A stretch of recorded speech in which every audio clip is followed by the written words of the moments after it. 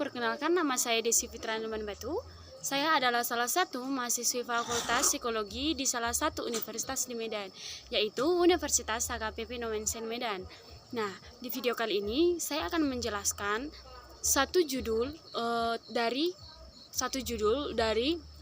mata kuliah psikologi, yaitu psikologi komunikasi. Nah, di psikologi komunikasi kita mempelajari public speaking. Di public speaking kita diajarkan untuk cara berkomunikasi di depan orang banyak. Nah, di public speaking ini saya mengambil satu judul yaitu berbohong untuk kebaikan. Pastinya banyak yang bertanya, apa sih berbohong untuk kebaikan? Apakah ada kebohongan untuk kebaikan? Nah, manusia pastinya pernah melakukan kebohongan, bukan? Nah, perlu kita ketahui terlebih dahulu arti dari kebohongan itu. Jarang sekali orang tidak berbohong. Jarang sekali orang tidak melakukan kebohongan. Pastinya sekali atau dua kali dalam sehari pasti dia pernah melakukan kebohongan. Nah, untuk apa sih manusia itu melakukan kebohongan? Pastinya ada alasan tertentu. Ada untuk menyembunyikan citranya atau untuk membanggakan dirinya sendiri. Dan ada juga untuk menyenangkan seseorang dari rasa sedihnya. Nah, ada halnya seseorang melakukan kebohongan karena memiliki alasan seperti yang saya katakan tadi, yang menurut mereka itu benar. Ada yang menurut mereka itu benar, tetapi ada juga alasannya adalah alasan yang salah, atau menurut seorang yang lain itu adalah kebohongan dan itu adalah kesalahan. Nah, seseorang yang melakukan kebohongan akan terus melakukannya. Jika seseorang melakukan kebohongan sekali, pastinya dia akan melakukannya untuk kedua kalinya. Nah, ketika seseorang melakukan kebohongan dengan cara berturut-turut, maka dia akan terbiasa untuk melakukan kebohongan tersebut. Nah, saya akan menarik kesimpulan dari salah satu ahli, yaitu menurut Jeff Hancock. Menurut Jeff Hancock, manusia berbohong setidaknya sekali atau dua kali setiap harinya, seperti yang saya katakan tadi. Nah, ini adalah hal yang sudah tak jarang lagi didengarkan orang-orang, karena berbohong bisa jadi dikatakan sebagai rutinitas manusia, bukan? Nah, kenapa dikatakan sebagai rutinitas manusia? Ada kalanya manusia itu berbohong setiap hari dalam sehari itu, seperti yang dikatakan oleh Jeff Hancock. Makanya berbohong itu bisa dikatakan sebagai rutinitas. Nah, di sini kita perlu mengetahui apa sih berbohong itu sebenarnya. Nah, di sini saya akan menjelaskan menurut para ahli-ahli. Saya menarik kesimpulan ada dari 5 ahli. Yang pertama, menurut Morrison pada tahun 2013, kebohongan adalah manipulasi disengaja terhadap informasi, perilaku, dan gambaran diri atau image dengan maksud untuk mengarahkan orang lain pada kepercayaan atau kesimpulan yang salah. Nah, menurut Morrison ini, berbohong adalah manipulasi sengaja pada informasi.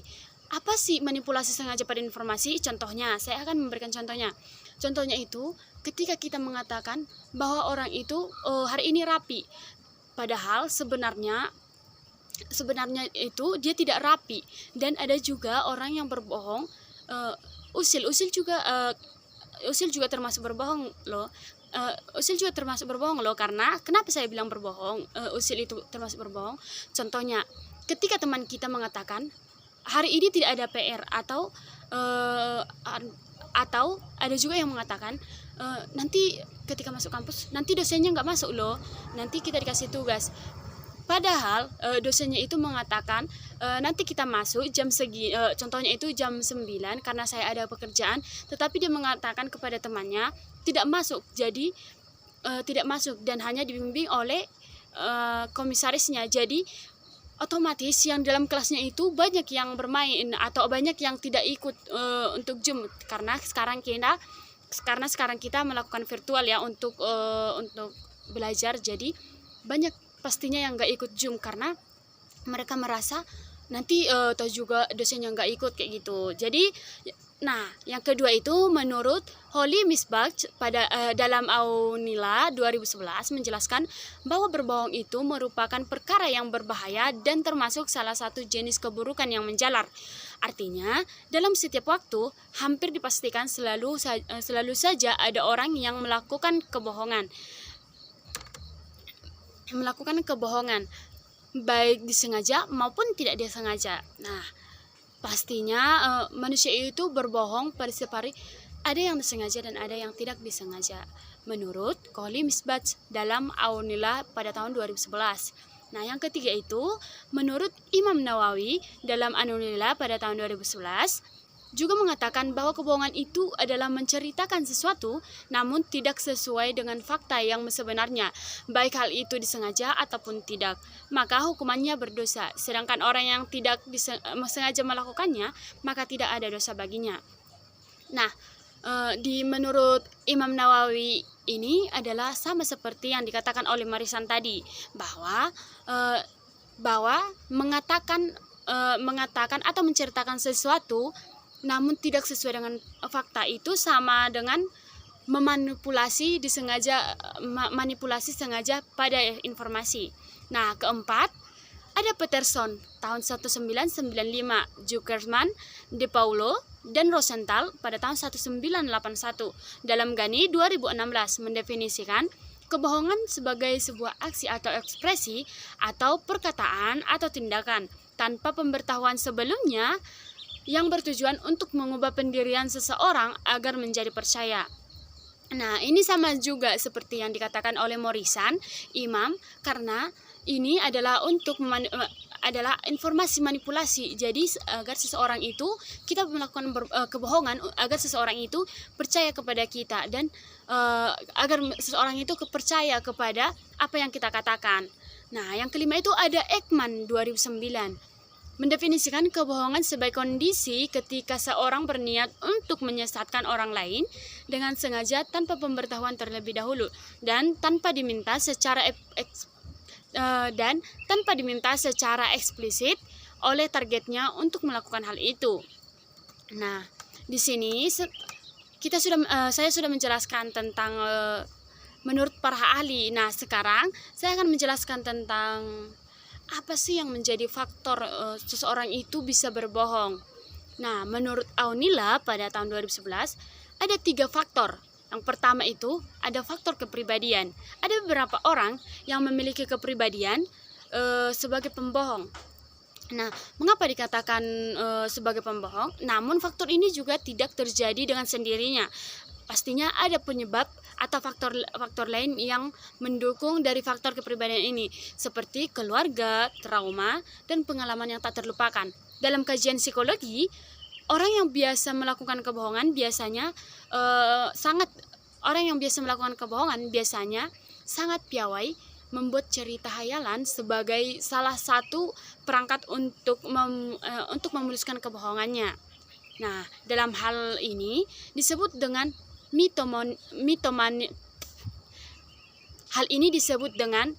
mitomania. Para penderita mitomania memiliki kecenderungan sangat kuat untuk membuat cerita kebohongan pada orang lain. Nah, coba kita renungkan, apakah pada kita ada yang penderita mitomania? Nah, faktor kedua itu adalah faktor sosial. Kebohongan yang dilakukan atas adanya faktor sosial dapat terjadi pada siapa saja. Anak-anak, orang tua, pokoknya dia tidak memandang umur. Nah, ada situasi tertentu yang membuat seseorang harus melakukan kebohongan. Dalam hal ini dikatakan sebagai pembohong sebab kebohongan yang dilakukan sebenarnya merupakan reaksi atau masalah-masalah di sekitar, sehingga membuat dia harus berbuat bohong. Nah, ketiga itu ada faktor manfaat. Faktor manfaat pasti kebingungan ya. Kok ada sih faktor manfaat? Nah, seseorang bisa melakukan kebohongan apabila ada manfaat yang bakal dia peroleh dengan tindakan berbohong tersebut. Pastinya seseorang melakukan kebohongan itu karena ada faktor manfaatnya. Banyak orang berbohong karena ingin mendapatkan imbalan atau benefit. Nah, menurut Rawson pada tahun 2013, ketika dihadapkan dengan bukti yang bertentangan dengan apa yang mereka inginkan, mereka akan secara aktif mengabaikan atau menolaknya. Hal itu sangat menghalangi kemampuan seseorang untuk menemukan kebenaran. Oleh sebab itu, mereka hanya akan memilih dan membagikan informasi yang mereka inginkan saja, walaupun informasi tersebut merupakan kebohongan. Nah, yang kedua itu ada menurut Alok dan Getskow pada tahun 2017 dalam Gunawan dan Ratmono 2018 bahwa seseorang akan mempertahankan dan tetap menyebarkan informasi yang sesuai dengan gagasan yang mereka yakini meski hal tersebut merupakan kebohongan. Nah, pernah nggak sih kamu memberikan kebohongan itu kepada seseorang tapi tidak memberikan pujian itu tapi tidak tulus? Nah, pastinya pernah. Itu adalah salah satu kebohongan. Nah, di sini memberikan pujian kepada orang lain tapi tidak tulus, dan bahkan mengatakan kepada orang lain, contohnya seperti saya, sebenarnya saya sedih kan, terus ada yang bertanya, kamu kenapa? Enggak, saya baik-baik saja. Nah, itu adalah merupakan salah satu kebohongan. Kenapa salah satu kebohongan? Karena itu memanipulasi informasi. Jadi informasinya adalah sedih, tetapi kita memanipulasinya kepada orang-orang. Nah, sekarang kita masuk ke judul saya yang tadi, yaitu berbohong untuk kebaikan. Apakah berbohong untuk Nah, apakah ada berbohong untuk hal yang baik? Nah, pernah nggak sih Anda mendengarkan kata white lies? Nah, white lies ini merupakan salah satu bentuk dari perilaku berbohong yang orientasinya adalah untuk kebaikan orang lain. Nah, white lies ini banyak digunakan oleh orang-orang. Dengan kata lain, kita berbohong untuk menjaga perasaan orang lain, memproteksi diri mereka dari probabilitas tersakiti karena jawaban kita. Nah, white lies ini juga digunakan untuk menyenangkan orang lain. Hal ini adalah kebohongan yang bisa menyenangkan orang lain dan bahkan sering dilakukan oleh orang-orang. Nah, semua orang pasti hampir bisa dipastikan pernah melakukan atau menggunakan white lies saat berinteraksi dengan lingkungan sosialnya. Contoh kecilnya itu saat berinteraksi dengan teman kita. Dia bertanya kepada kita sewaktu di kampus atau bertemu di luar, dia pasti bertanya, penampilan saya sudah bagus nggak sih? Atau ada yang salah dengan penampilan saya? Padahal menurut kita penampilannya itu tidak sesuai dengan gayanya, atau mungkin saja kurang rapi. Tetapi untuk tetap mempererat dengan dia atau untuk membuat hatinya senang, kita menyatakan, kamu cantik kok hari ini. Nah, dalam memilih jawaban kita cenderung memprioritaskan cara untuk menjaga perasaannya dalam memilih jawaban kita cenderung memprioritaskan cara untuk menjaga perasaannya daripada mempertimbangkan preferensi gaya berpakaian kita yang mungkin berbeda darinya. Nah, alih-alih berkata jujur dan apa adanya, kita memutuskan untuk memberikan jawaban singkat, wow, wonderful. Nah, diiringi dengan senyum, padahal dalam hati kita itu tidak senyum seperti itu. Jadi orang-orang itu mengatakan, wah, wonderful atau luar biasa, kamu itu good job, seperti itu kan, padahal diiringi dengan senyum yang tulus. Lagi-lagi white lies menjadi penyelamat hubungan kita dengan orang lain. White lies ini menjadikan seseorang atau mempererat hubungan dengan orang lain. Karena ketika seseorang menggunakan white lies, dia tidak akan pernah membuat hati seseorang itu sakit, karena white lies ini adalah tujuannya untuk menyenangkan hati seseorang. Nah, secara teori, white lies memang dianggap mampu membantu terjaganya stabilitas hubungan sosial kita. White lies juga dapat digunakan untuk menjaga sopan santun saat berinteraksi dengan orang lain. Tapi, bagaimana juga white lies adalah berbohong? Nah, pastinya orang berkata, white lies itu kan untuk menyenangkan orang lain. Nah, berarti itu tidak berbohong. Ternyata, white lies itu adalah salah satu kebohongan untuk hal kebaikan, seperti yang saya katakan tadi, berbohong untuk kebaikan. Jadi ada orang berbohong untuk kebaikan dan untuk menyenangkan hati seseorang. Nah, tapi bagaimana juga white lies adalah berbohong, yang merupakan salah satu bentuk aversive interpersonal behaviors alias perilaku interpersonal yang tidak menyenangkan. Nah, tetapi tahukah kamu bahwa kebohongan yang white lies itu dapat merugikan dan dapat juga menguntungkan? Nah, kenapa dapat dibilang menguntungkan dan merugikan? Salah satu menguntungkannya adalah dapat mempererat dan membuat seseorang dari yang tadinya sedih jadi tetap senang atau tetap riang dan pede untuk melakukan aktivitasnya. Nah, Kenapa rugi? Karena dia tidak akan merubah merubah penampilannya di kemudian hari. Dia akan tetap seperti itu karena kamu bilang dia itu wonderful atau good job seperti itu, dan kamu juga seperti berbohong kepada dirimu sendiri. Nah, sebuah penelitian yang dilakukan oleh Erin Bryan berhasil merumuskan kriteria yang dapat digunakan untuk membedakan antara keduanya, yaitu intensi, konsekuensi, benefit, bertujuan, kejujuran, dan penerimaan. Nah, kita bahas satu-satu. Intensi itu apa sih? Nah, sekarang singkatnya coba tanyakan pada diri sendiri. Apa tujuan Anda berbohong? Atau itu disebut dengan intensi? Yang kedua, apa akibat atau konsekuensi ketika saya berbohong? Yang ketiga, apa manfaat yang diperoleh ketika saya berbohong? Atau apa benefit yang saya dapat dari berbohong? Yang keempat, ada seberapa jauh saya melakukan kebohongan dari kenyataannya. Yang kelima, seberapa besar kemungkinan orang akan memaklumi dan menerima kebohongan ini. Nah, pastinya di nomor 5 ini, seberapa besar kemungkinan orang akan memaklumi dan menerima kebohongan ini, pastinya ketika seseorang mengetahui kita berbohong, pastinya sedikit yang menerima menerima kebohongan kita itu. Tetapi pada what less, intensi dari kebohongan yang dilakukan adalah untuk kebaikan orang lain. Sebenarnya kita tidak salah berbohong menggunakan white lies, tetapi ada baiknya kita menggunakan white lies ini, kita lebih baik jujur daripada menggunakan white lies ini, karena tidak akan merubah kelakuannya. Nah, contohnya itu kita bisa mengungkapkan kepada dia dengan secara halus. Contohnya, ketika dia berpenampilan tidak selayaknya atau kurang rapi, maka kita bisa mengatakan seperti ini. Kamu cantik, pakaianmu sudah rapi, tapi sebaiknya besok-besok kamu bisa lebih merapikannya lagi ya dengan senyum. Maka dia juga akan mengintrospeksi dirinya.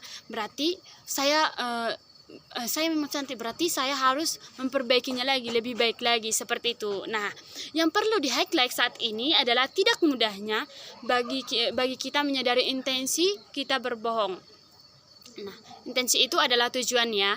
Jadi ingat, intensi itu adalah tujuan. Apa tujuan kita berbohong?